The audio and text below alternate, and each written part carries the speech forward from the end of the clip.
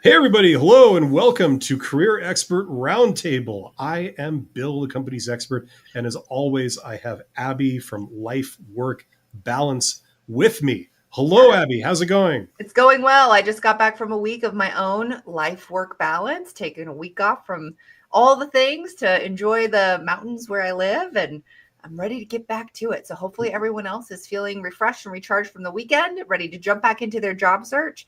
Bill, I have a quick question for you. Yes. When you were CEO Mm, of the various organizations you've worked with, mm. did you notice if there was a specific time of year that was most popular for hiring? We weren't big enough that we had like waves of hiring. We were only about 60 employees, something like that. But people tended to retire around the end of the year, the Mhm. calendar year. So, you'd replace them before then. Um, and we had like interns and stuff like this. So of course that coincides with the academic year. Yep. As I recall, that would be like it would be in the summer. It'd be like in June or something like that, maybe a bit earlier. That was kind of the peak. I think that's also the broader trend, right? People tend to hire like May, June, that kind of for anything that requires school, right, or any Yeah. academic programs or internships, stuff like that. Yeah. So other than that, it was kind of all year round. But I think that those were kind of the two parts of the year where there might have been special focus, right? Yeah, yeah. Well, and what I've noticed from like just an organizational perspective and my experience working as a recruiter is that there are kind of those like two main times of the years that maybe numbers for recruitments increase, which is the beginning of the year and then also mid-year, around June, July, August.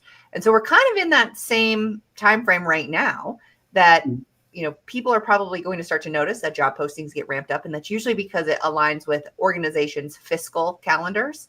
So when they got new like budgets that are going into effect and things like that. But at the same time, regardless of organization size, hiring usually happens year round. So Yes. I'm interested to see if people are, have more specific questions about their applications or interviews that they've got coming up, because I imagine there's probably an uptick in available positions right now, just worldwide, based on it being that kind of mid-year place within Yeah. our calendar. Yeah. I mean, listen, everybody's got their own sort of take on this. Mhm. Um, my perspective, for what it's worth, is that I think that the broad trend of are they hiring now? Are we in kind of a peak or a lull? It's out of your control. And if you're looking for a position now, I mean, you look now. There's no time of the year where like people aren't hiring at all. They're Right. always hiring, even during the holidays at the end of the year. I mean, Mhm. you know, I a lot of job seekers intentionally ramp down their job search during that time of the year because they believe that nobody's hiring. That's not necessarily true. And the thing is, if there's a lot of people that are artificially ending their job search for a couple of weeks because they think that no one's hiring, you know, but certain candidates are still doing their job search during that time, they almost have a bit of an advantage because there's much less competition, during that time for what positions are available. So, Yes. like there's all kinds of different strategies. I don't really see the broad industry trends like I think maybe you do, but you know, you need a job now, so you're going to look now, and it's always about the same thing, which is essentially outmaneuvering your competition to get Yeah. the jobs. Either doing a better resume than them, doing a better interview than them, which is all stuff that you can work on. So I would focus on that. That's primarily the thing, and you know what I mean. Like, Abby? Does it change your strategy, like knowing what times of year they're hiring or whatever? Usually not. I think No. that you might, as a job seeker, notice that there's more opportunities available towards the end of the year and towards Yeah. the middle of the year, just because that's usually where the fiscal calendars fall for budget purposes. But as a job seeker, what is within my control is when I choose to apply. So, Yeah. if I choose to apply in, just picking like October or February, that doesn't mean that I'm not going to find a job because there are no jobs available. And, there's a lot of things that are at play simultaneously that lead to someone choosing to search for a new job. Yeah, but a lot of people, you're gonna apply, like the right time to apply is now. right? Like Right. it's always now, right? Yep. The soonest you can get it for posted jobs, especially, I imagine that, you can Yeah. get in there on like the day of that they post it, right? Yeah. That's kind of, that's perfect. Yeah, well, Uh, my advice is actually to always apply to jobs. Even if you're yes. happy in your current job, just apply for the like ability to update your resume more frequently. Apply to maybe see if an interview happens because there's always going to be additional opportunities out there. So you might as well apply and just see what happens. And if nothing comes of it, then you still have your job that you're in that you're probably comfortable with, but you're not feeling like you've got this fire where you have to get or accept the job that's offered to you first to get out of your current job. Yeah, absolutely. So Tommy, hey, I know this person. That name is from that name kind of sticks in your head. He says something's got to change for me. Still no luck landing the job I want, and that's just a job that grants the salary to just take care of bills and expenses more efficiently. Mm. Okay, so it sounds like you're in a job search right now, Tommy, and you're feeling the pressure, and you need to really figure out what works and how to go about doing it. Mhm. So, Well, I had a let's couple let's talk questions. about that. Yeah. What's the first steps for this, Abby? Is it the resume? Yeah. So I got a couple questions for Tommy, which is one, are you currently employed or are you unemployed? And then Hmm. my second question for you is, have you been getting any bites when you apply? Are you getting interviews or are you kind of waiting, like you're submitting your applications and then it's like radio silence, you hear nothing. You have to just continue applying. Um, so as I How wait to many see, applications? Like, are you sending out one or two, or are you doing yeah. like dozens, hundreds? What are we talking? Yeah. So while we wait to hear the answer to that very first question about unemployment versus employed, the second question is relatively easy to kind of work through regardless of what their answer is. So if you're getting interviews, that means your resume is doing its job. Your resume is attractive enough to the recruiter or the hiring manager that they want to talk to you. So something's happening during the interview process that is indicating that you're not the best fit for the role. And that's where it might take some additional, you know, analysis of your past interview history to understand what might be going wrong and how to start to change that. So if you're getting interviews, your resume is doing its job.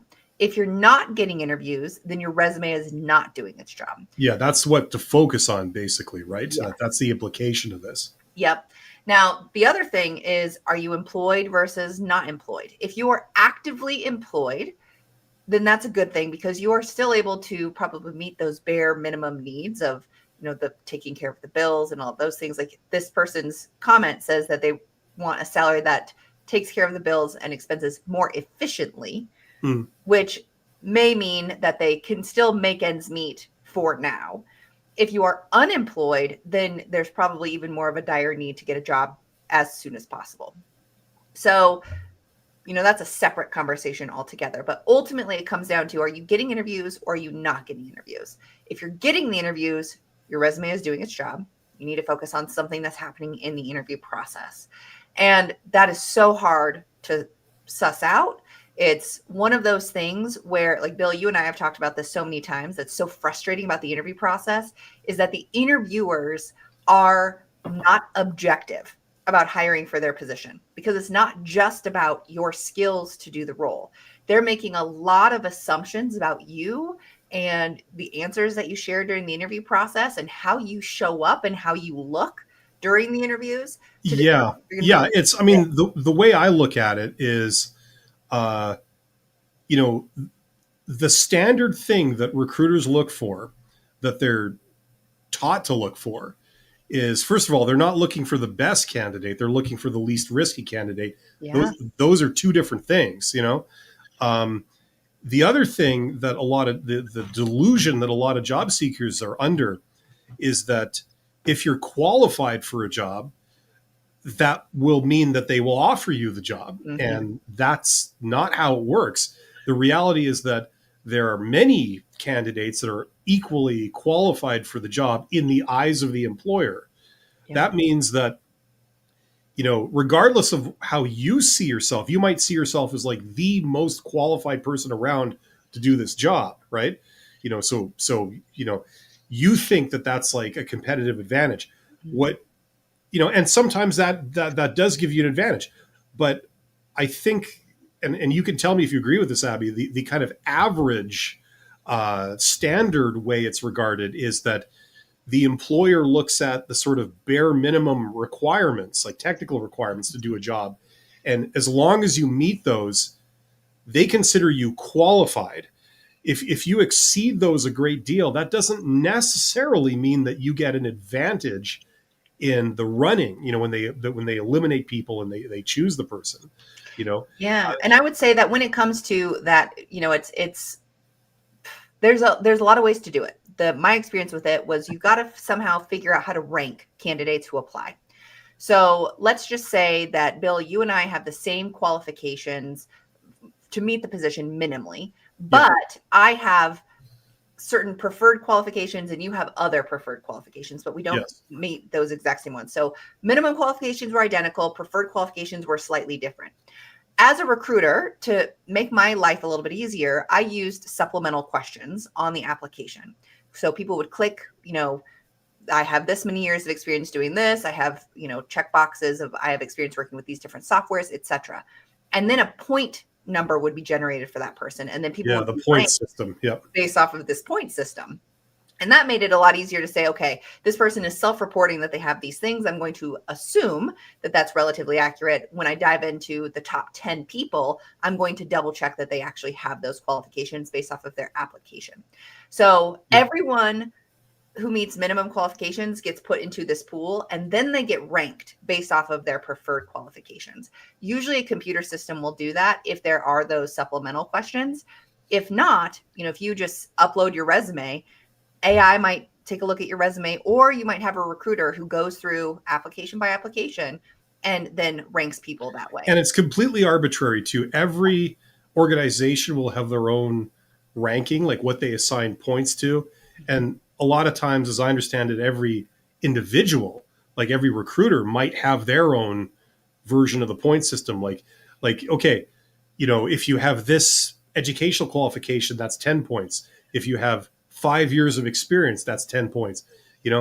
Maybe you go a different place, they don't care at all about education, but they care about experience. You have Yes. 5 years experience, that gives you like 50 points. You know what I mean? Like, it's totally arbitrary. You Totally. don't know, as a candidate, you're not privy to any of this. You can't control any of this. You just walked into this. Yep. And they're judging you by whatever arbitrary standard. I mean, everybody's got their own opinion, and this is like just some sort of formal version of somebody's opinion Yep. on your value, but that's what they try and do. Yeah. Well, and Tommy responded to one of the questions that I asked, and I asked a separate question in the chat, which may have only gone to my channels. And I think Tommy's from yours, about like what industry they might be applying to.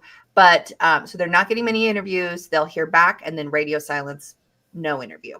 So it seems like there's probably, something going on where you're getting some attention, but then they're deciding that you're not a part of the like cream of the crop of the applicants that they've received.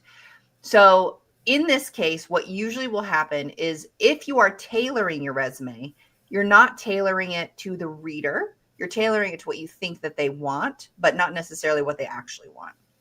Or you're not tailoring your resume at all. So that's a big thing when it comes to applying for jobs, is creating an individual resume for each job that you apply to. Now that seems like a really daunting task, but typically if you're applying to administrative assistant jobs, for example, your administrative assistant resume will be relatively consistent among every job that you apply to. You might just tweak some keywords here and there based off of the specific job posting that you're applying to.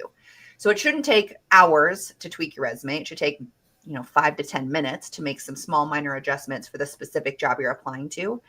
And we should talk about that. We should talk about the whole AI resume, yes, tailoring thing. That everyone needs to know that. Which is a perfect segue. That's where AI really comes into play. You can use generative AI platforms to help you analyze your resume as it relates to the job posting.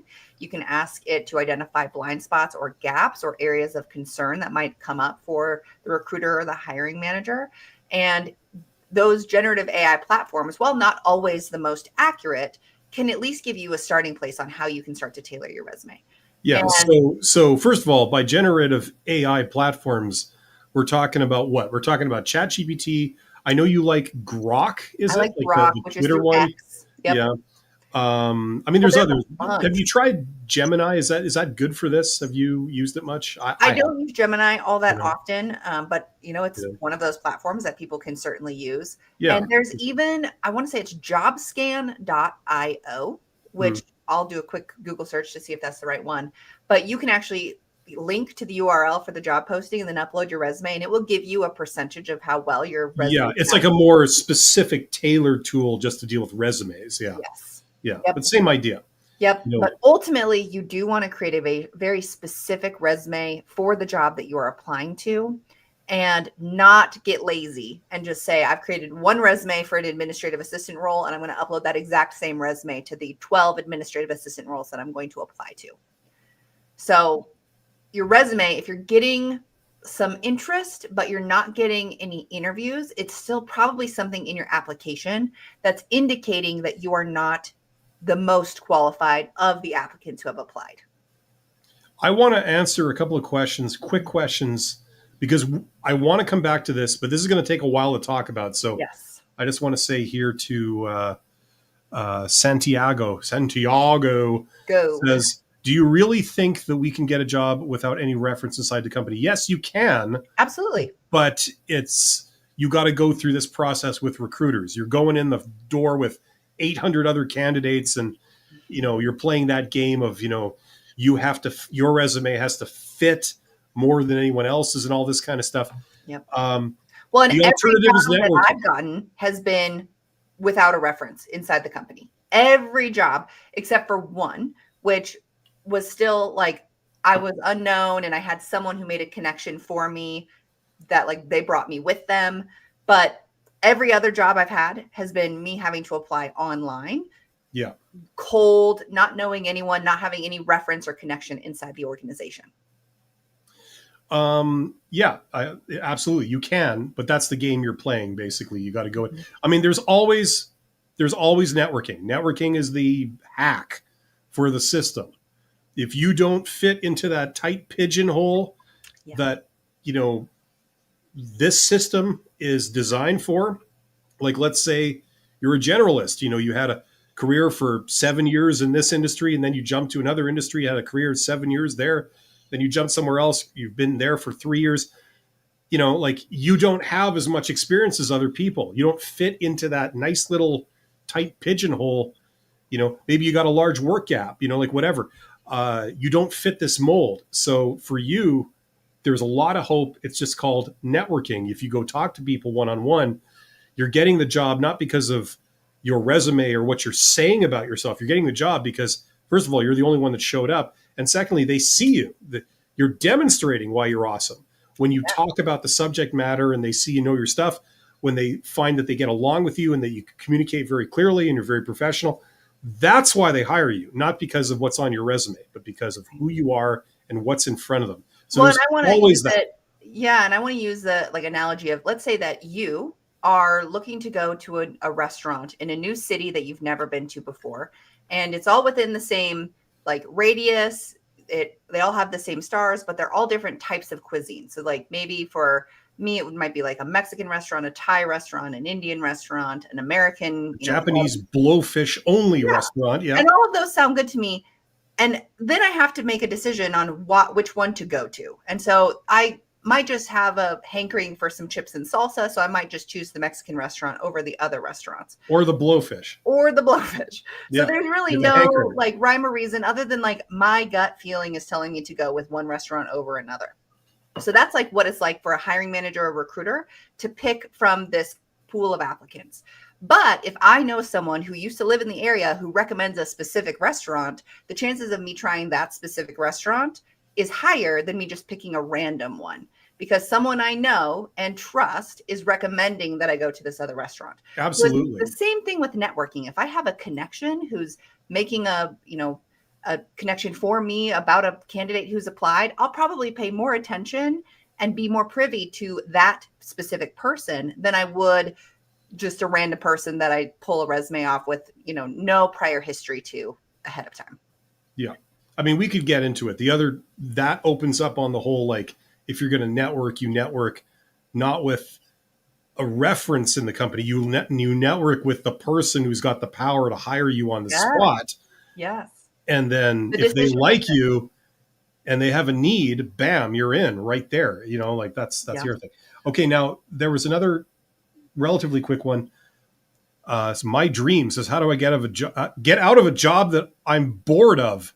Well, you could go and punch out your boss, I suppose. I mean, that would probably do it. That would get you out of that job for sure. Yeah, you could show up with no pants and then punch out your boss for like, just to make sure you do it right. Well, You and know, I think this person is actually in the perfect position. So it sounds like you're in a job that you're comfortable with. It's just not maybe challenging or like thought provoking in any way. Like it just is, you show up, you do the work, and you go I home. wonder what that's like. Yeah. And Which, there's a lot of people that are in the same boat as you, my dream. Just so you know, yeah. you are not alone in this. And while it is not necessarily fulfilling, this is a great spot to be in for job searching because you likely don't need to put in a ton of effort and energy into your current job, which means you can dedicate that extra effort and energy to a more intentional job search. You could slack off to an alarming degree. Yes. Yeah. Quiet quitting is actually what it's called. Like officially, that's where that is I've coming from. mentally checked out. You can show up, you can do the job. You're not going to get fired necessarily because you're doing what you've always done. And you can put your effort towards applying to jobs rather than feeling like you've got this pressure to get out because you hate your boss or you hate your coworkers or the work that you're doing is just soul draining. So start applying to jobs. Start thinking about what type of work you want to do, what types of skills you have that can lead you to maybe a new or higher level position or industry that is still similar to where you are, like adjacent to it, but not necessarily the same thing. Start networking, start applying, just see what happens. But channel your frustration with your job into your job search campaign.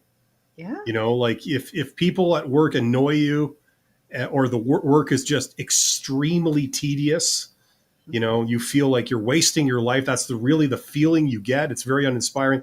Channel that frustration and that energy you get, like that anger or whatever, into applying for other jobs to like change your fate, as it were, your destiny.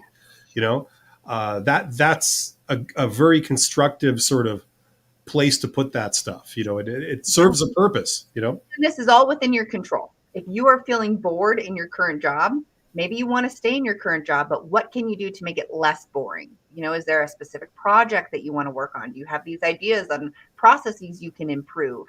Like, is there a way that you can maybe make your existing situation more interesting? Or if you're like, I need to get out of this because I'm like losing my mind over how mindless it is, then start applying. That's how you get out of it. And you could make a really rash decision and you could quit and then you could start applying to jobs. Not my recommendation, but if you can stay comfortable in your current position, then you have a lot more freedom of choice of finding the job that is the best fit for you for that next step. Absolutely. Let's return to Tommy. We were talking about AI and resumes. I would say like create a master resume of like all your accomplishments, maybe all your major duties in every job. It's all on this master resume. And the idea is that you're not going to be sending that out really when you apply for jobs, but you're going to be sending out a subset of it. So depending on what the requirements of the job are, you're going to use AI to turn that master resume into a custom resume that you use to apply for that specific job. Yes.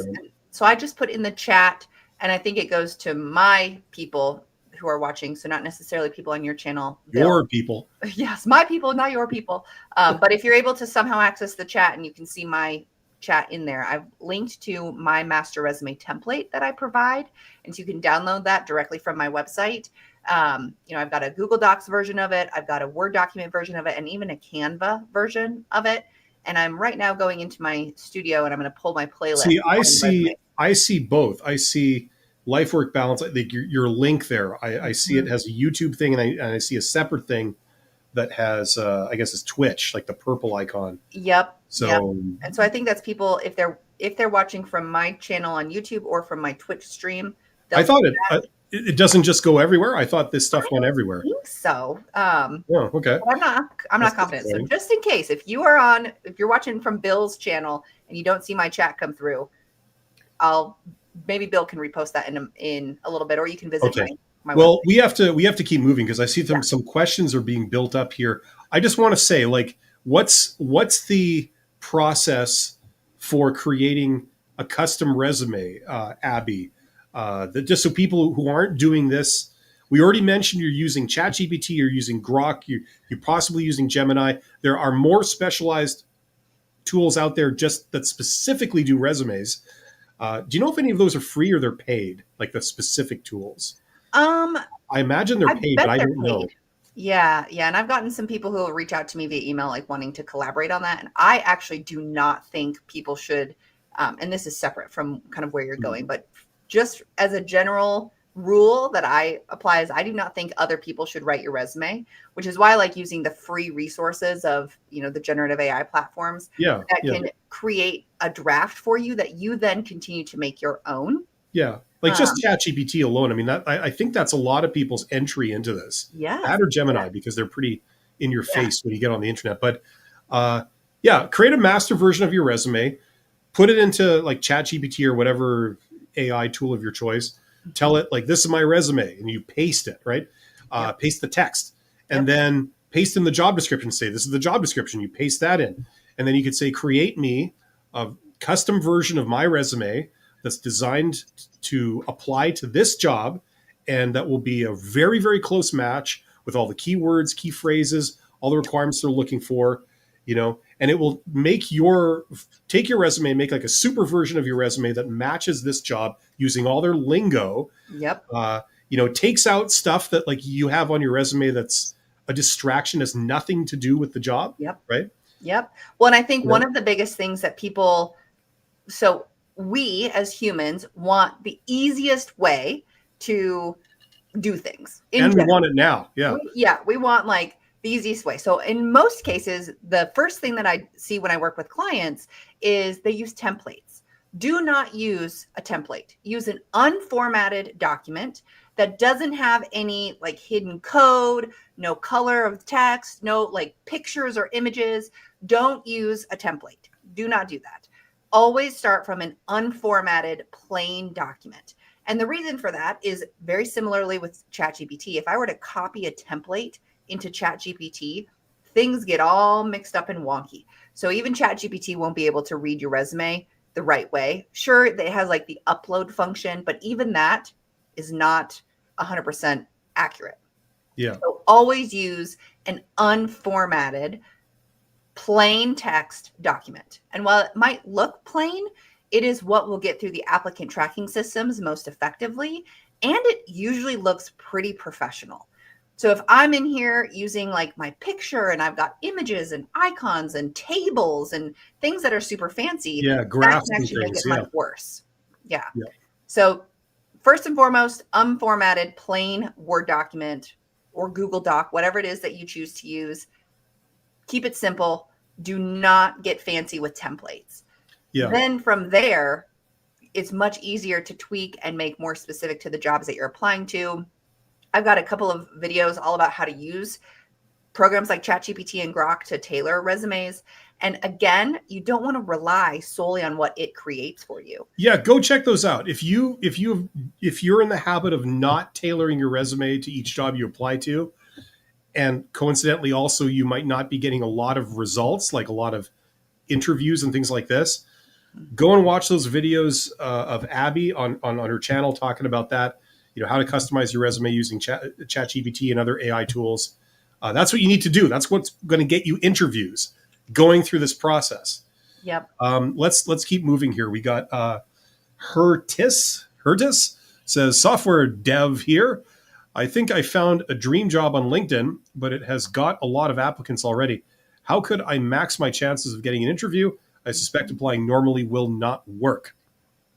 Yeah. I'll let you take that one, Abby. That's about LinkedIn. So Yeah, LinkedIn is tough. My first thought is check out the actual company's website and see if they have a careers page and see if you can apply directly through their website rather than through LinkedIn.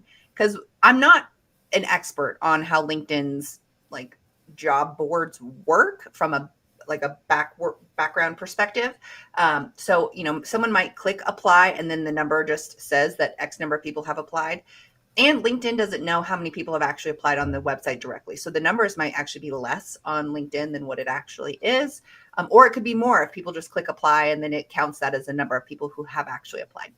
So first and foremost, check the actual organization's website first and try to apply directly on there. Then on LinkedIn, if you can tell who posted the job, then you might be able to reach out to them through LinkedIn messaging and let them know that you applied and kind of start your networking process there.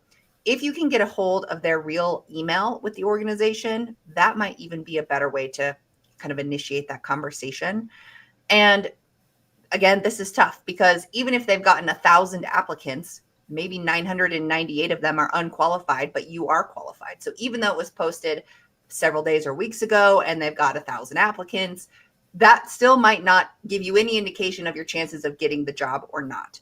So you do want to demonstrate eagerness and enthusiasm for the position. Do your best to get to a real person rather than like just submitting your application and waiting for something to happen. Yeah, that's the thing, isn't it? I mean, the more convenient these tools are to apply, the more ineffective they are because Right. more and more people apply because it's so simple, you know? And Yep. so you're going in the front door with like, so many other people. You have to sort of beat them all on like a level playing field, Yes. to get your resume seen by a human. And you need to stand You know, out. And yeah, so how do you stand out if you're just clicking submit and then waiting for someone to contact you? yeah. I mean that's the thing. That's kind of posted jobs, but And I think that when you it know, comes to finding a dream job on LinkedIn, let's just say this job doesn't work out. Let's say that you think it's your dream job. Chances are there's another one similar to it in the same organization or in a organization that does similar things. Maybe not the same identical one. So that's when you say, okay, if this is the job, this is the exact type of thing that I want to do. Now, this also helps you really focus your job search. So you know what types of organizations you want to work for, you know what types of responsibilities and knowledge and things are required to be successful in the job. So you can use this specific job posting, if you haven't already copied and pasted it into a document on your computer that you can then refer back to forever. I would do that right now. But that gives you a really solid foundation to focus and hone your job search to ensure that if this specific opportunity doesn't work out, you now have the language and the framework to say, I want to match potential opportunities to this one moving forward. And that will give me an idea of if that work and if that organization are a good fit for me. yeah. There's a continuation from Tommy Z says, okay, you hit a point here. How can you tell if you're tailoring your resume to the job the best and that actually works? I used AI. Okay. Well, to answer your question, you can't because you're not getting feedback, Right. right? But And it's you aren't the learning about recruiter. what's going on the other end is the key, right? And it's going to vary, but like what you can expect is happening to your resume, how it's being evaluated, what they're looking for. The more you learn about that, the more it starts to become clear what you have to do, right? Yep. So that's kind of just how it works. That general approach is the one that gives you the highest likelihood of getting past ATS and getting seen by a human. So you're going to have to pass the ATS. So that's more technical requirements like keywords, key phrases, Yep. things like this. But then when you get it seen by a human, then there's more psychology. Like what are they going to notice first? If they only have a handful of seconds to get an impression of your resume when they see it, what should they, if you only got 5 seconds to make an impression, what do you want them to be the takeaway? And Right. how do you get them to notice that first? It has to be prominent. It has to be, maybe towards the top, maybe highlighted or, whatever. Yep. Highlit. I don't know if that's a word, but you know what I mean? Like it's like a twofold test, right? One is the ATS, one is the recruiter to get an interview. That's usually how it goes. And when it comes to applying to jobs, we can be our own worst enemies because we want to really show off and demonstrate what we believe is most important about our experience and how it relates to the job. And in reality, what matters to me doesn't matter. We could I also be need other people's worst enemies too, which is like, that kind of gives you a good feeling sometimes, but sometimes, yes. So we want to put if you're well adjusted. ourselves in the recruiters or the hiring manager's shoes to say, okay, based off of this job posting, what do they want? What are they looking for in a potential candidate? And then you want to make sure you highlight what you, and granted, this is all conjecture. You can't confirm that this is what they're looking for or not. But if I believe that this accomplishment in my past job is super important and it makes me feel good and I want to highlight it, but they don't care about it, why should I include that accomplishment? I need to really focus on what they might care about Yeah. in my application. And then Tommy, if that is indeed your real name, always remember you can't like do one or two of these. You have to do a lot of applications. You know what I'm saying?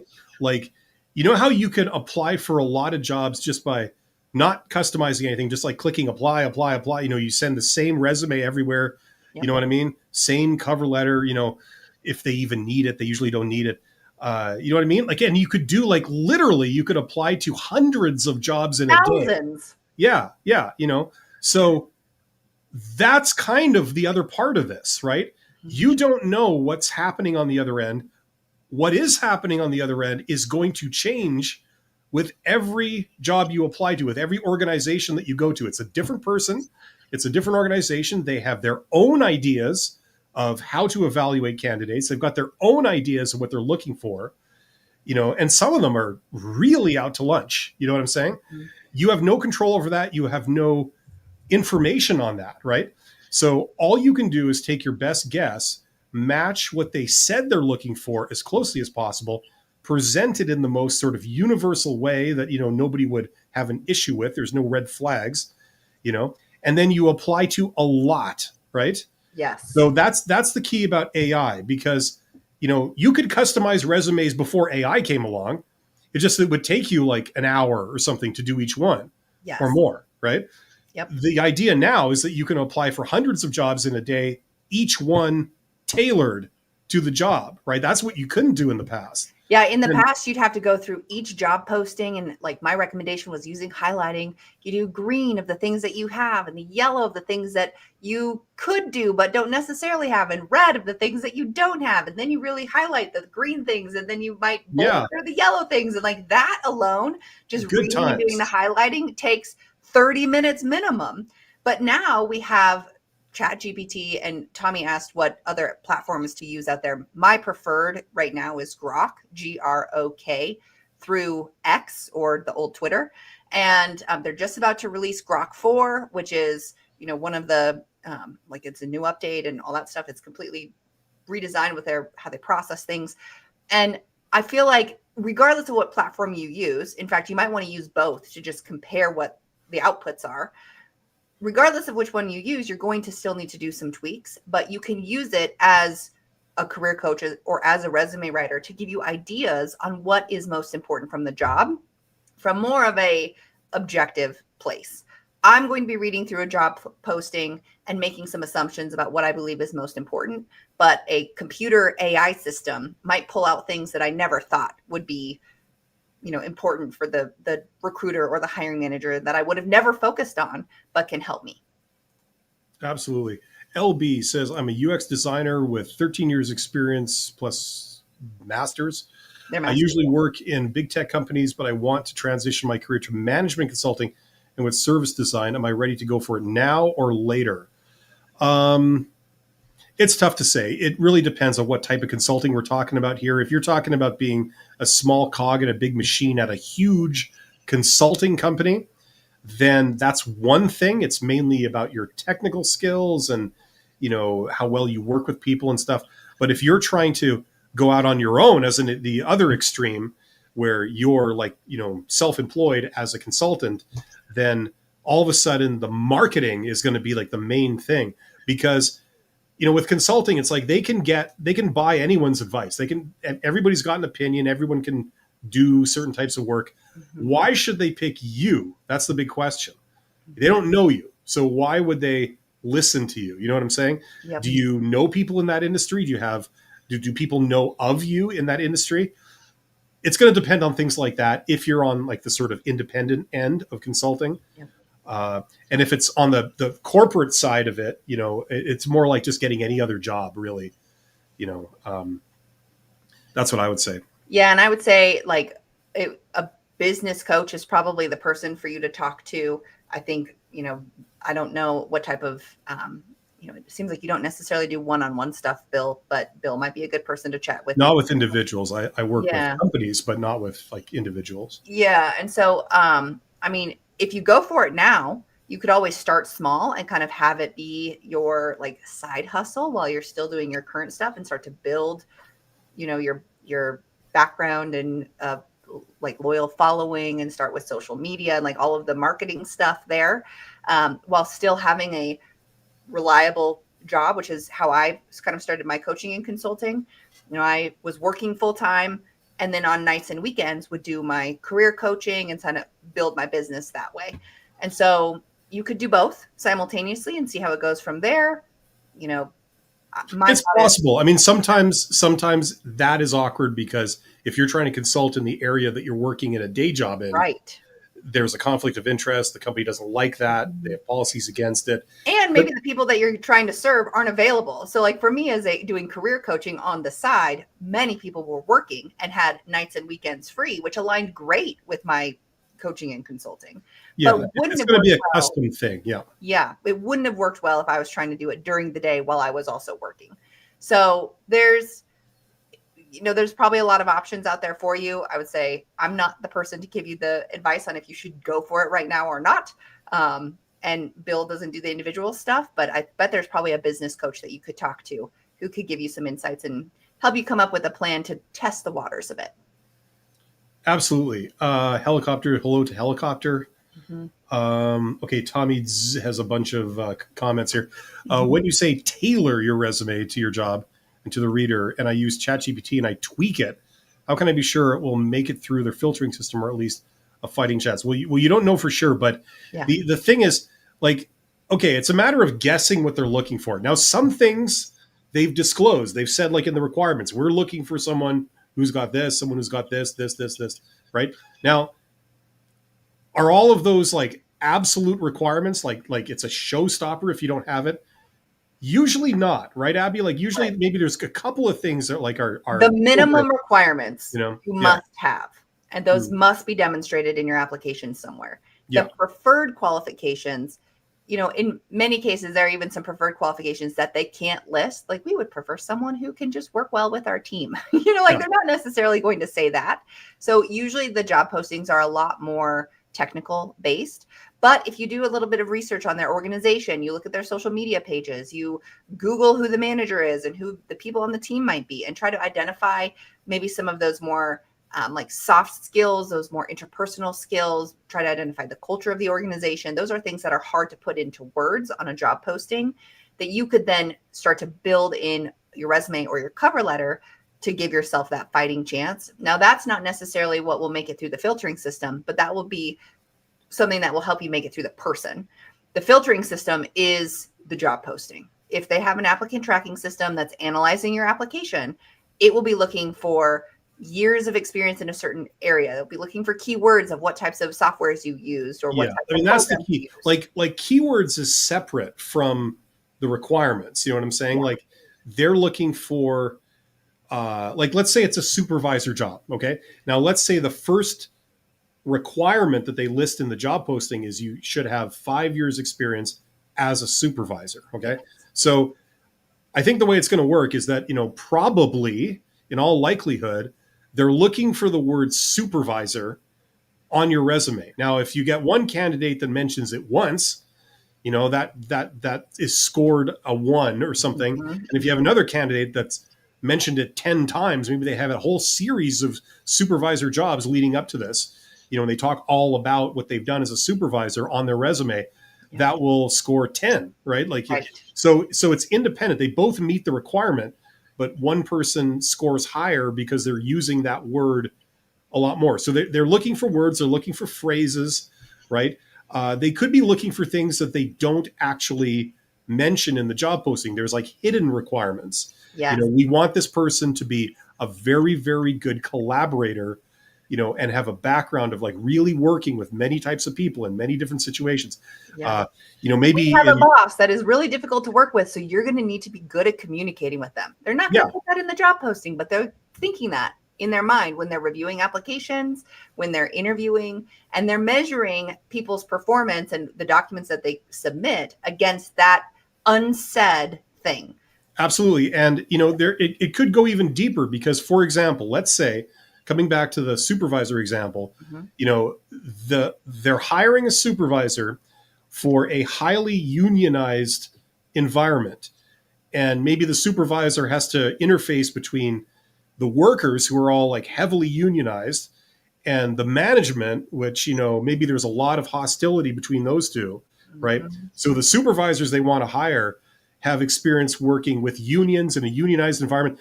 Maybe they're not going to disclose that in the job posting because they want to independently see who actually has experience with unions or a unionized environment and who doesn't, right?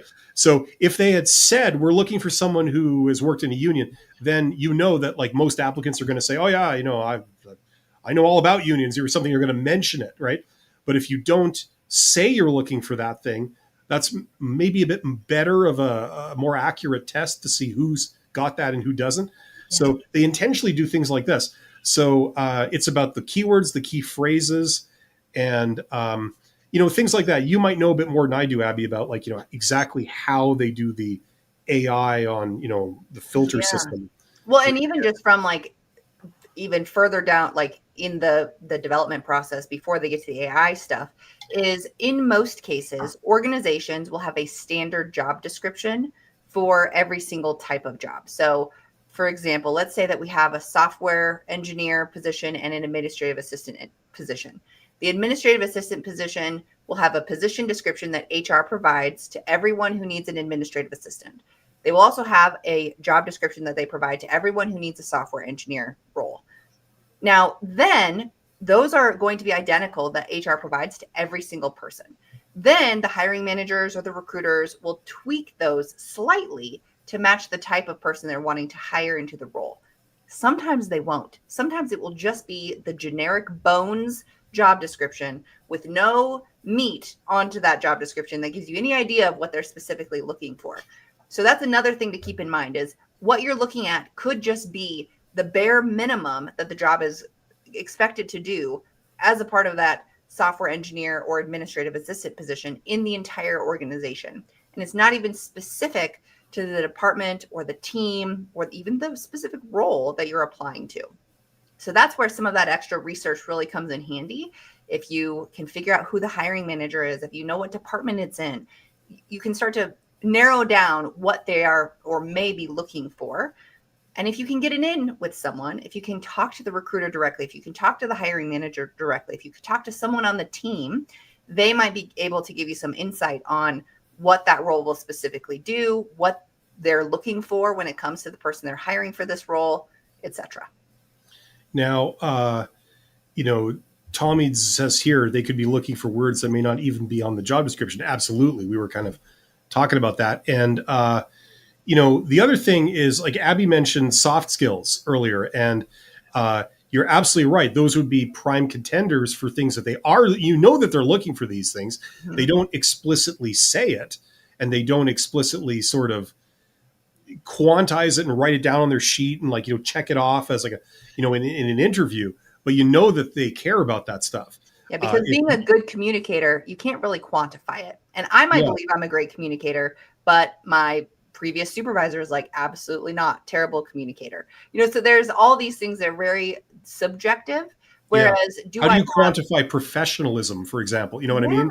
And how would you quantify it between different industries? If I'm working at a software company that really is embracing the jeans and t-shirt attire, that might be professional to me. But if I'm going to a organization that works in a very formal office building where they wear suit and ties every single day, that's a very different idea of professionalism. Yeah. And where I'm going with this is that Abby mentioned earlier, I think you touched on today, but I've heard you talk about this in the past, where it's like a variant of what I was talking about, where you plug in your resume to ChatGPT and you say like, okay, make a custom version of my resume that's tailored to this job. Mhm. Uh, you go a step further. You say, like, okay, now that your resume is in ChatGPT and now that the job description's in ChatGPT, you're saying, like, ask a question. Say, like, what are the 10 top skills that are required to do this? What are the 10 most desirable traits that people would look for in someone in this role? Things like this.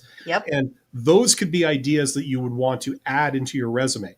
Now, in practice, you can do this stuff in just a matter of seconds. Okay. Mhm. If your resume and the job description are in, say, ChatGPT already, okay, you've copied and pasted them in. What I do for a lot of stuff, I mean, a lot of people do this, but if you don't do this, this might be a tip, is like, I got a microphone, okay, and you use the voice input for a lot of these Mhm. AI tools. So far you've been copying, pasting stuff, which is all your mouse and keyboard or whatever. Yep. But when it comes to tweaking it, you say, okay, I need you to add two things. I want you to also mention the fact that I've done this. I want you to also mention that requirement that is in my resume where it talks about my experience in this area.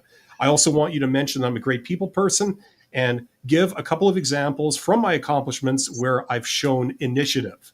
Yeah. Okay. Put that in, right? And then bam, it just does another version of your resume with that in, right? So this is not very labor intensive. That's the point I'm trying to convey to Yeah. people. Well, and you can even go into the company's website and say, copy their mission statement, their vision statement, their values, and paste that into ChatGPT and say, how can you incorporate these things that are important to the organization to also be demonstrated in my resume? Yeah, as a sample of their, flavor of the month management Mhm. jargon, to But make who it seem knows? like you Maybe the belong there. person that you're interviewing with is like, I created those, and I'm going to be looking for someone who says that they have this specific value without actually stating that we want someone with this specific value. So there's so many ways that you can get around it. If you go onto someone's LinkedIn profile, look at the things that they've done and what's important to them. We like people who are like us. So if you can identify who the hiring manager is or who your supervisor could be, look at their LinkedIn profile, see what is important to them and that they're highlighting on their profile. Then you might be able to even incorporate some of those things to kind of like get their bias positively towards you because you are similar to them. Yeah, like there's no end to the amount of tweaking you can do. Would you do, like, the thing that Abby just said? Would you do that for every job if you're applying for hundreds of jobs every day? Maybe not, but if you're like, if it's a killer job, you're really wanting to get this one, you know, that that makes a hell of a lot of sense. You go to find out the recruiter, your point of contact who's going to be interviewing. You want to get an interview with them. Go look at their LinkedIn profile, copy their LinkedIn profile, all the text from it, paste it into ChatGPT, say, this is the person that's going to be evaluating me. Now, is there something, can you do any tweaks that will sort of take what we have so far, but also as an added bonus, just tailor it to resemble that person so that they see that we're a little bit like them, highlight those similarities that would make the resume more appealing to that person, something like that. There's no end to this kind of stuff, and everyone is going to invent your custom kind of algorithm, when you do this, right? Well, and this is another reason why I think paying someone to write your resume is such a bad idea, because if you spend hundreds or thousands of dollars on Which a I've done. written resume by someone else, then you feel guilty changing it because you've put money Yep. into this version. So don't pay anyone Ding, to ding, do ding. your resume. Don't pay anyone to do your resume because then it locks you in. Create it yourself, give yourself the freedom of flexibility and adaptability, and don't go in the direction your ego wants to go. Go in the direction that you think that the reader's ego wants to go. You have to really play to the reader and what they're looking for rather than what feels good to you about what you've done, because it might not matter to them. Absolutely. Not That not makes not total to go sense. off on another sort of soapbox like tangent kind of thing, but it's like, yeah, that's something I've seen a lot of job seekers make that mistake where, you feel that your resume is this thing that it's meant to represent you, and, it's meant to summarize you accurately, give the reader a well-rounded perspective of who you are, so they know who they're getting. It's like, okay, that's great. But what you're not realizing is that you're trying to persuade someone. Yes. So unfortunately, like it or not, the resume that you send them, the thing that you're attempting to use to persuade them, it's about what they want, not what you want. So you might be proud of an accomplishment and you want it on there because you feel like you derive a lot of self-worth from it. You think like, wow, I'm a real catch because I have this. The problem is that if they haven't stated in their job description that they're specifically looking for that thing, that's actually gonna, the chances are is that if you include it, it's gonna do more, it's gonna, in all likelihood, it's gonna detract from your chances instead of giving you an edge, because it's something they didn't ask for, you know? So if you say like, oh, well, I've got this, and they say, well, great, we're not looking for that, that's irrelevant. That's actually worse than not mentioning it, because now we think you might not be a fit. It sounds like you're more of that other type of person rather than the person we're looking for, you know? Mm-hmm. So that's why it's important not to dilute what you have with things that they're not asking for, that in all likelihood might be irrelevant to the role. It can actually take away. You know what I'm saying? And the that's document why, is about them, not you. Yes. And that's why my like hack for this is each of your sections in your resume, you add the word relevant to it. Relevant education, relevant professional experience. That word relevant is like a silent trigger to the person who's reading it that you have other things that you're just not including because it's not relevant to the role that you're applying to. And that's a way to get through gaps. It's a way to take information off your resume that is not relevant to the job that you're applying to. It's a way to really highlight certain things. So relevant, use that on your resume. You know, I recognize this individual. I recognize that photo from last time. Yes. Hi, Christian. This cool cat has a question here. It says, I had a job interview last week. I thought I did solid. Did you, you did them a solid. Mm-hmm. And I got nervous, but I'm worried that I might have a 50-50 chance of getting hired. I wrote a thank you letter and was passionate. Now, is there a continuation from this? There is. Yes, there is. I applied a lot of the lessons from Abby's videos on this interview, but I still feel it didn't do well enough. I think I'm exaggerating. Any tips to stay positive? Yeah, keep applying for jobs. Keep moving forward. Stop like looking backwards and worrying and wondering why the phone isn't ringing, figuratively. You know, you don't have control over that. It turns out these people could be absolutely out to lunch. It could be a fake job where there is no job. It could be, you know, it could have been filled weeks ago with an internal candidate. They're just not saying anything. This could be all be for show. You have no idea. You know, the person that posted the job could be absolutely insane. You know, it wouldn't be the first time that happened. Isn't it like in management, there's like a 300% chance, greater chance that you're going to encounter a psychopath than like in the broader society.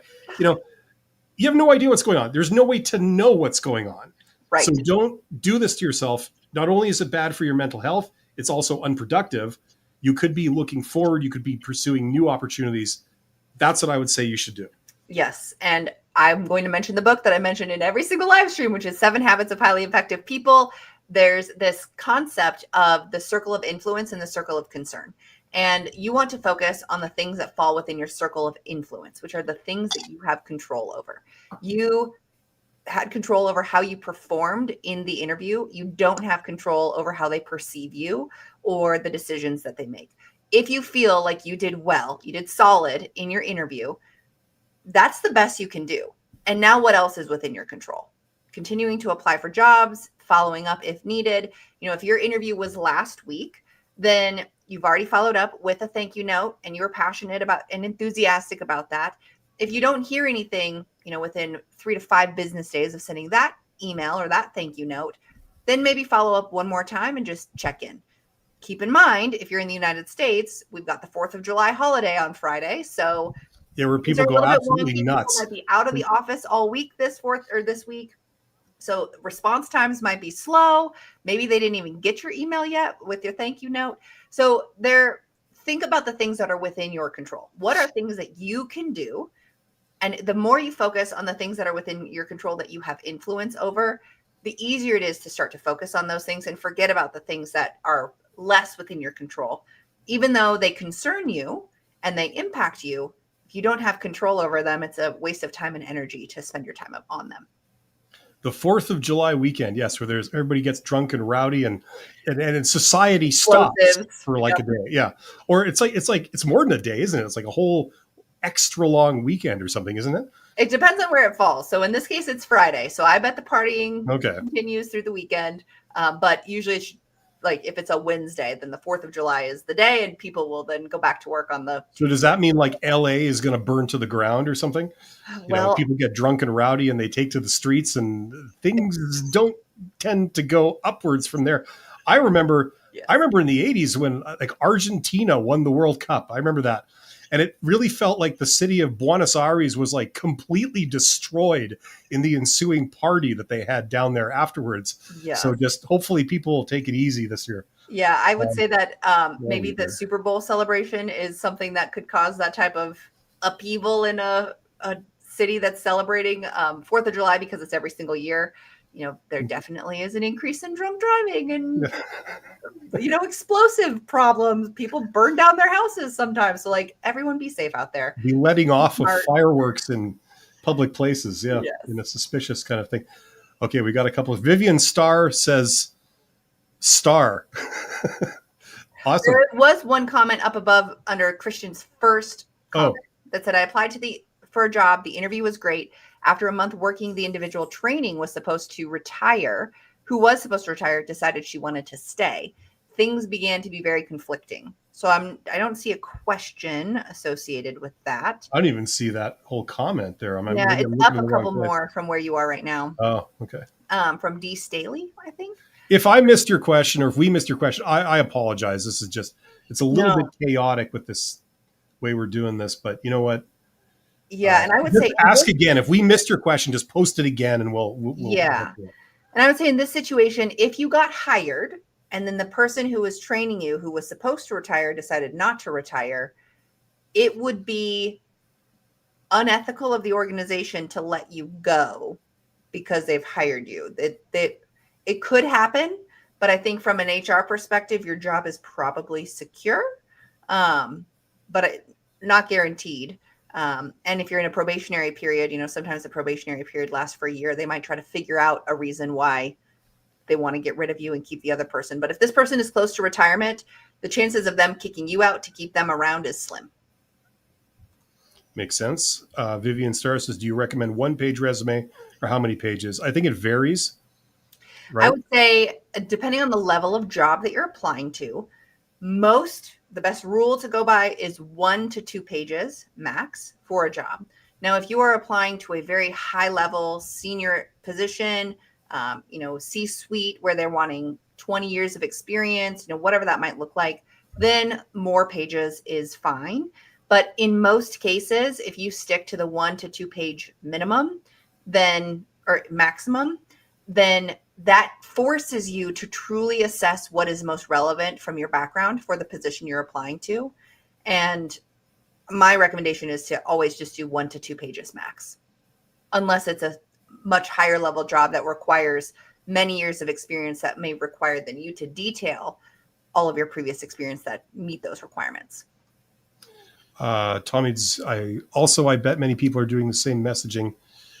The real person. Yeah. I mean, that's like talking to people always wins out, over this, over this stuff.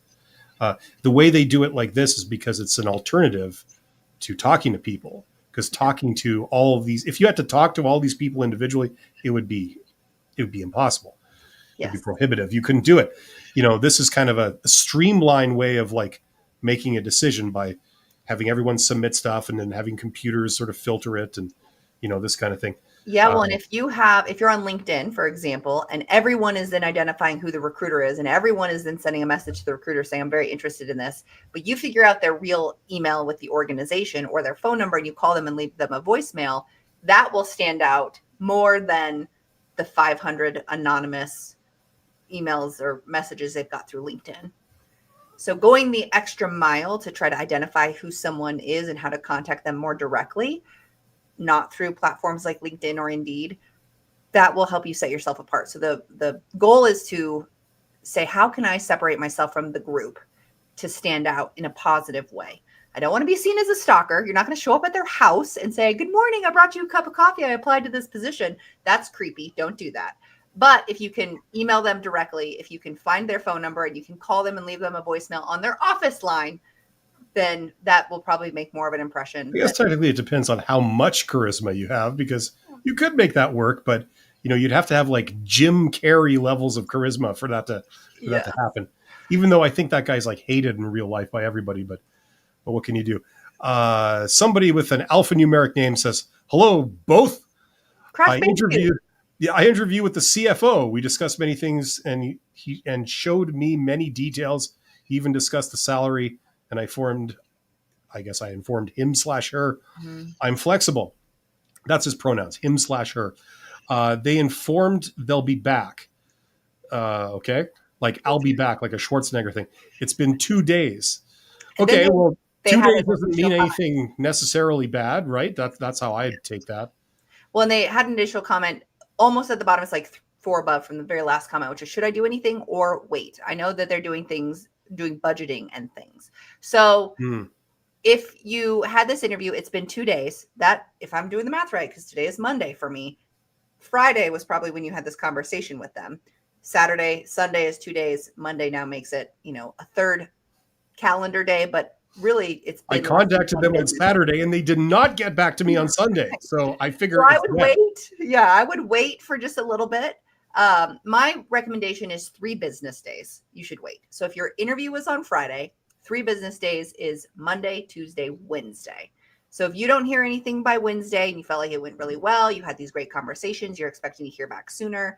If you haven't already sent a follow-up email saying, thank you so much for the opportunity, asking additional questions, whatever that might look like for you, Wednesday is a good time to do that. So I would wait for now, follow up Wednesday, see how things go if you haven't gotten any response before then.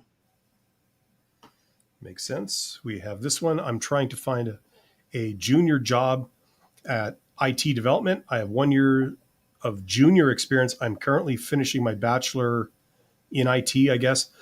I have portfolio with a lot of projects, not a single company answer back. Help.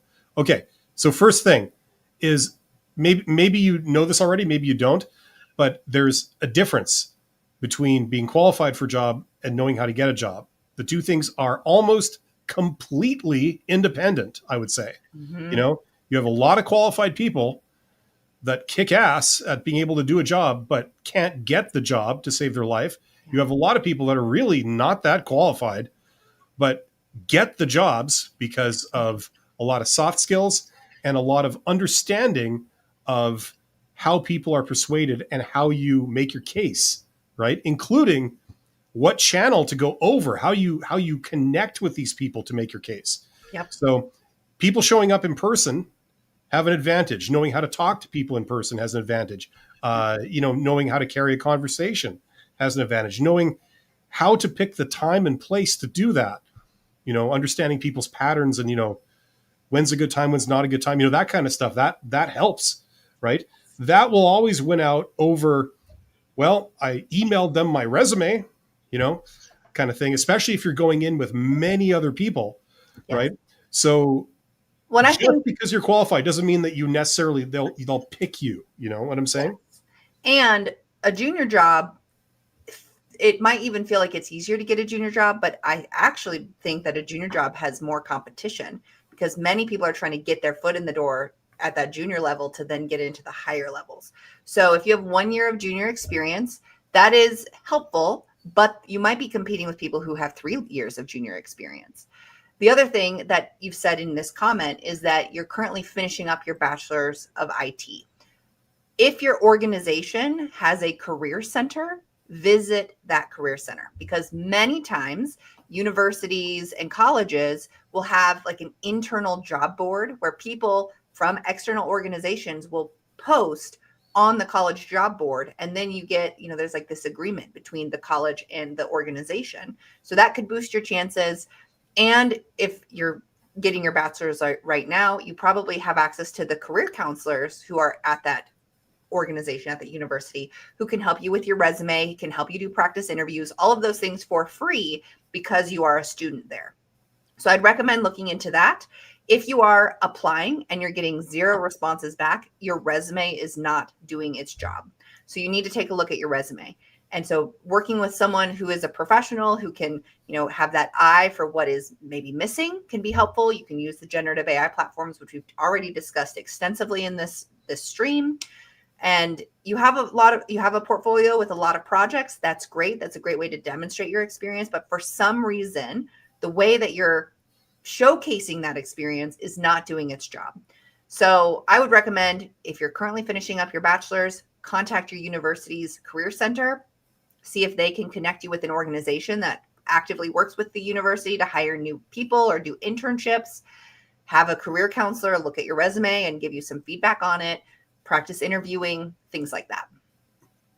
Now, listen, I know that most people here will probably only be interested in the official HR approved job application process, where you look at a job posting, you respond with an application, and you go down their process, right? I know a lot of people, especially young people, that's all they know, that's all they're aware of, and that's all they're interested in learning about. But, and if that's you, fine. But I'm going to say the following in an effort to open your eyes to maybe the greater reality, okay? And as always, I don't expect anyone to take my word for any of this. If this is all radical new stuff you've never heard before, go do your own independent research and go confirm this yourself, okay? Don't take my word for it. Okay, so the thing that we just mentioned, like the whole posting a job where you send in your application, you talk to a recruiter, right? And then you go through their process, their official hiring process, and you get the job.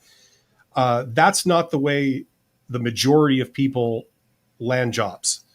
Okay. That's something like 20, 30% of people get hired that way. Okay. It's deceptive because that's the most visible thing that you see. So if you're young and you've never done this before and you wonder, like, how does one do this? That's what you see. That's the most obvious thing. So a lot of people conclude naturally that this is the way people get jobs. The reality is that most people don't get hired that way. Okay. Most people get hired by some version of networking. And networking simply means people talking to other people. Now, included in that is this idea that you might just happen to know a million people and you call up someone you know and they give you a job. Yes, that does happen, but that's not the typical situation.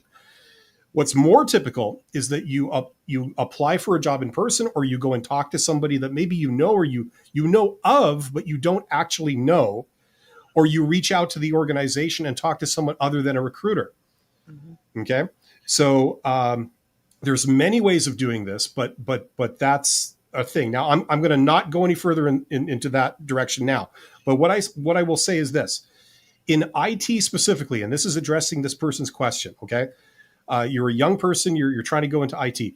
Now, this has just been my personal experience. I'm generalizing it, but it's only my experience. And that is that people in IT, generally speaking, on average, have underdeveloped social skills. Okay. That's their weakness. They're incredibly bright. They're incredibly organized, very detail oriented, very technically, like amazing. Mm-hmm. Yeah. Like that's their strength.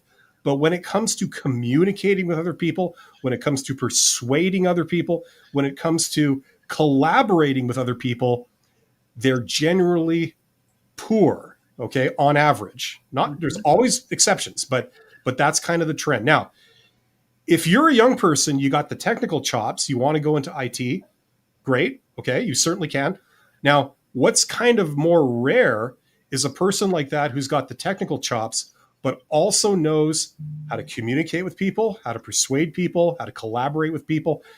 If you can go down to an interview and you learn how to interview with people, you learn how to have a conversation, you learn how to make a good impression, okay? That's something that's a little more rare, okay? You've got like 2 out of 2. You got the technical chops and people want to work with you, So that could be your secret weapon. Yes. Now, at the very least, I would recommend people to work on the soft skills simply so that it's not a weakness. It's not holding you back. You don't have to become this like amazing, charismatic, social butterfly type, You don't have to be a motivational speaker. yeah, that's not what you need to do. You just need to make sure that you're reasonably competent. You know how to make a good impression. So that's usually a blind spot for a lot of technical introverts like myself that usually go into IT. You see a lot of them there. If you can develop those skills, you could really have something special, because we don't often see that technical person that's awesome to work with. Everybody wants to work with, and they're great at communicating and they're great at making a good impression. I would work on that. And if you can do that, that's when networking, a lot of channels through networking really open up for you, and you don't shy away from them because you kick ass at this stuff. You can talk to people, and I'll just say one more thing. It's like, you can talk to people like you that are technical people, but they want to talk to you. They enjoy talking to you, and they're persuaded by you, Yeah. So I'd look into, I just make sure you don't have a blind spot in that area. That will really help you to learn this stuff. And if you have access to a career center at your university or college, hopefully, if you can go in there with a goal of improving your communication and interpersonal skills, they are professionals who are trained to help you not only with the technical stuff like your resume and your, job application process, but also with more of those interpersonal skills. They can give you some feedback. They can give you some tools to help you feel more comfortable, things like that. There you go. You're welcome to Hertis. And I think we got this one next. Applying for a senior territory manager position responsible for 3 states. What industry? Is that like retail or something? Territory manager? And I scrolled through the comments looking for a question from this person. Their name is Andrew. They said that in a comment a little bit later on. So if you do have a question specifically, Andrew, put it in the comments and we'll try to get back to it as quickly as we can. Due to sabotage, I made the decision to resign and leave on a good note. Yeah, and this was that person who was hired into a position. The person who was training them decided not to retire. Okay, gotcha. That's good. Thank you, Top Troll. It's an interesting name. Yes. LB, I think we were talking to earlier. Yep. My name is Andrew. Right. Hi, Andrew. Right. That's how that usually goes. Hi, Andrew. Tommy says, what are other AI tools specifically for resumes? I think we talked about this earlier, right? Like Gemini, Grok, and you had there's some more specialized things out there too. Yep. So JobScan, I said jobscan.io. It's actually jobscan.co, and it will analyze your resume to the job posting specifically. So that's another tool. I think there are some, like, you get 3 free uses or something like that, and then you have to start paying for it. Okay. LB says, I meant working for big consultancy. Okay, not freelancing. Okay, so it's more like regular jobs. Like it's. And this person, they have a master's degree. They have 13 years of experience. Like, why not? Just start applying and see what happens. And you might get some feedback like, oh, well, we're actually looking for someone who has more experience in this area. If you are in a position where you have a stable job that's consistent, that you're comfortable in, applying now is the best time because you have nothing to lose. Especially if you're at that level. Yeah. Like, do informational interviews. You know what I mean? Go and talk to all these people, like the managers, not the recruiters, but the managers that are in these consulting companies that are consulting in like the area that you would join, the departments you would join, the ones that have the power to hire you because they're like running a department or something like that. Go talk to them. Go like learn how to connect with them. Send them messages saying, I'd very much like to get your expert opinion on this. Could you spare me 30 minutes? You pick the date, time, place. I'll be there. And it's a learning tool. It's like what do you guys look for? Like, what work do you do? Why do you do it that way? What are the trends coming down in that world right now? What are some skills that are going to be needed for the future in that area?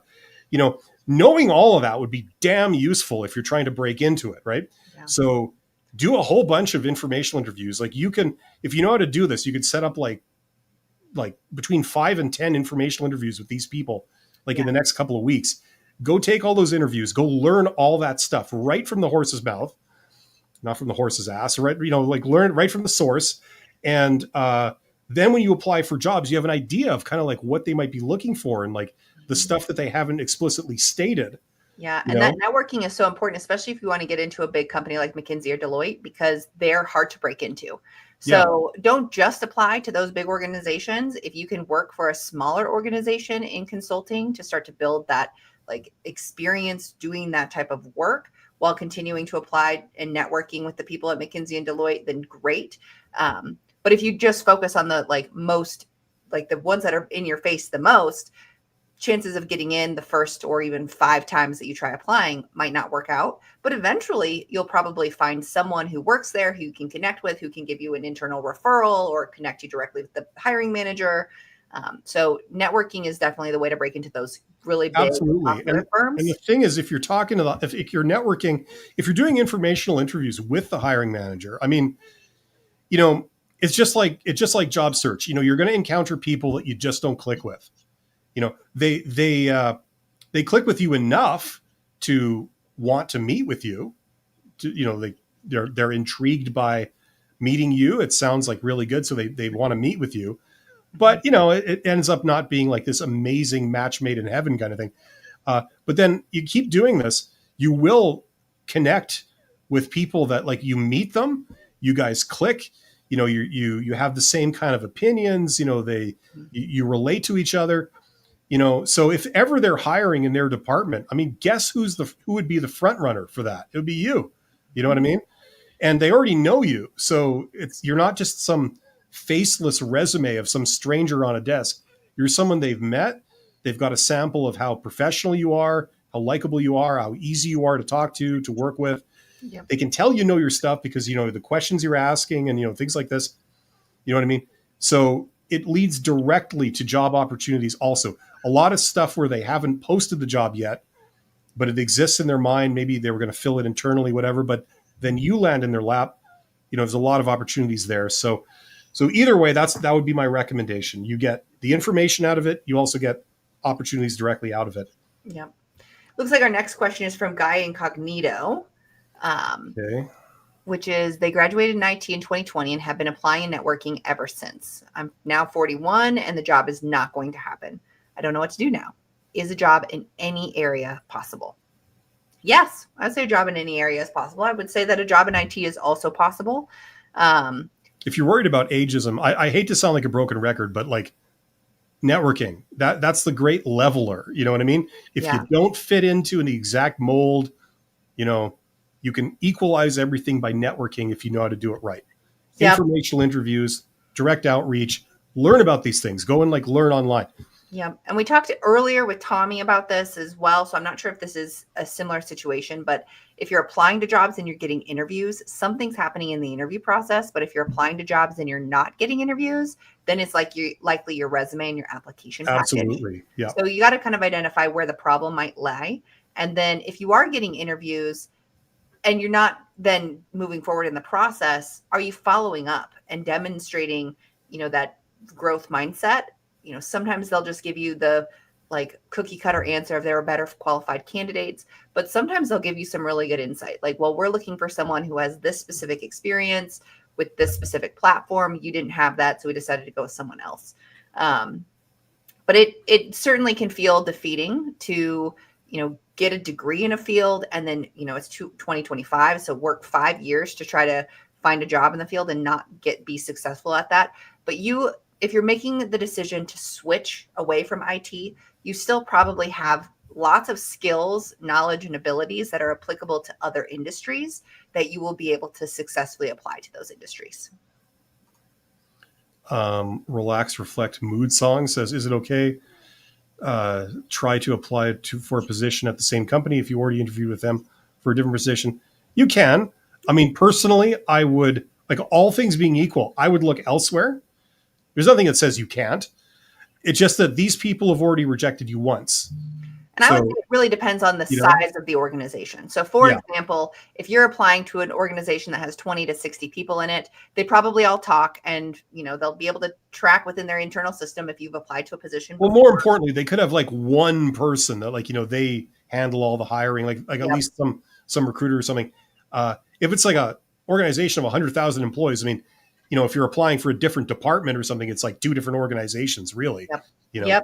So I would say it depends on the size of the organization. And if you requested feedback from the person that you were interviewing with for and it didn't work out, and they were like, yeah, we thought you were a great candidate, you just weren't the best qualified for this specific or position for these specific reasons, why not? If it is relatively easy for you to apply for the position, do it.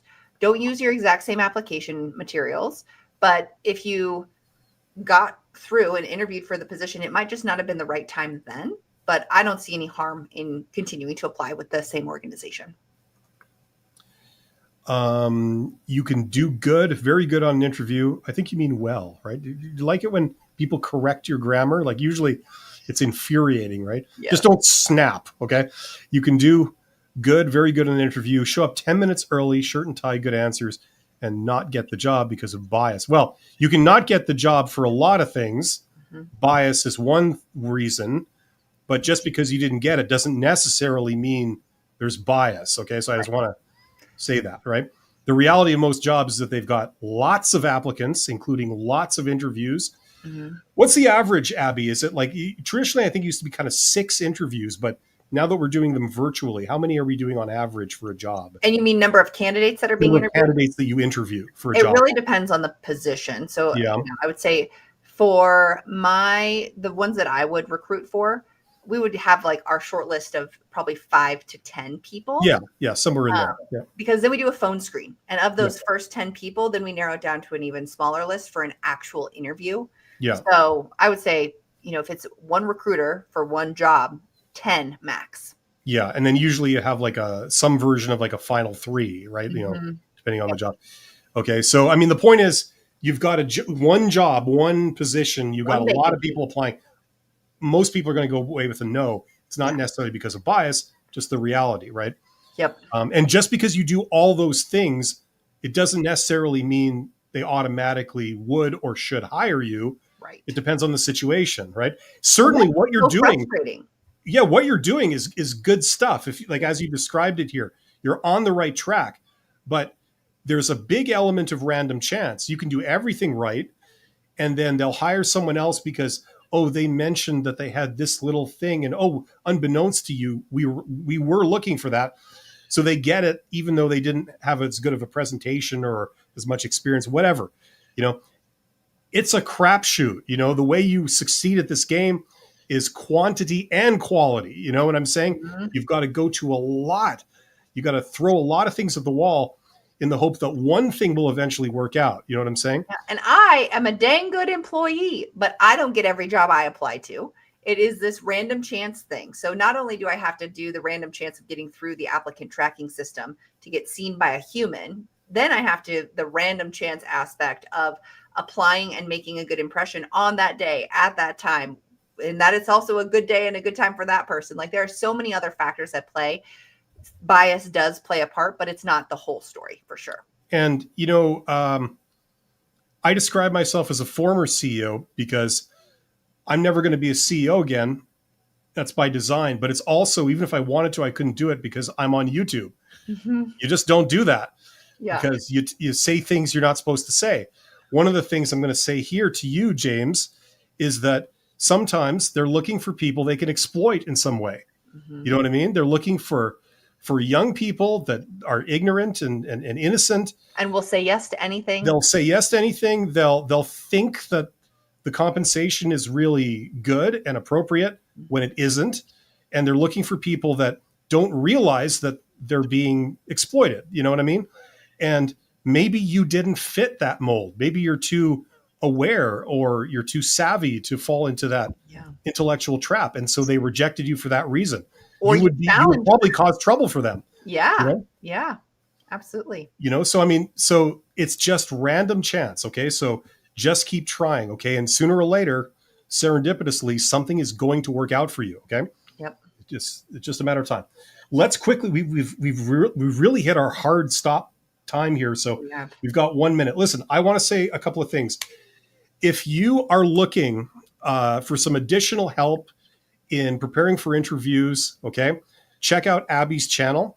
If you're watching this stream on her channel or on my channel, wherever you're watching it, okay, there are some links in the description box. If you're not on her channel, Go to her channel. She offers one-on-one interview consultation. She helps prepare people for interviews, that kind of thing. I don't do any of that kind of work. That's not what I offer. But if you're looking for that, you're getting the interviews, but you're not passing the interviews. One of your options is to check out what she does. She can really help you to refine what you have, give you some objective feedback on things, and help you improve yourself. So go check out her channel where she has links to all of her services, and that should help you out. Okay. Yes. And if you're watching from any of my channels, then because I'm streaming on Twitch as well as on YouTube, I've got Bill's YouTube channel linked in the description as well. So you can check out his courses that he offers. You know, he doesn't do the one-on-one coaching or anything like that, but his courses are very helpful. So check those out if you're watching from my stuff as well. Absolutely. If we didn't get to your question today, I apologize. We have to get rolling, but we will be back. I believe we're doing this again 2 weeks from today, Abby. I think that's the schedule. Yeah. Okay. Yep. So we will be back today. I live stream every couple of days. Yeah. I live stream every couple of days. Abby's got some great videos on her channel. So there's a lot of resources for you. And don't just listen to advice. Go out and try things. Okay. Yes. No one can tell you that something doesn't work if you've done it. Okay. Right. I can tell you that much. So listen to advice, get your advice from a variety of sources, and then go out and try things. And that's how you learn. That's how you become unbeatable. Yep. Okay. We will be back in a couple of weeks. Thank you for being here. Hopefully you got something out of this. We wish you the very best of luck. Thanks, everyone. Okay. Take care.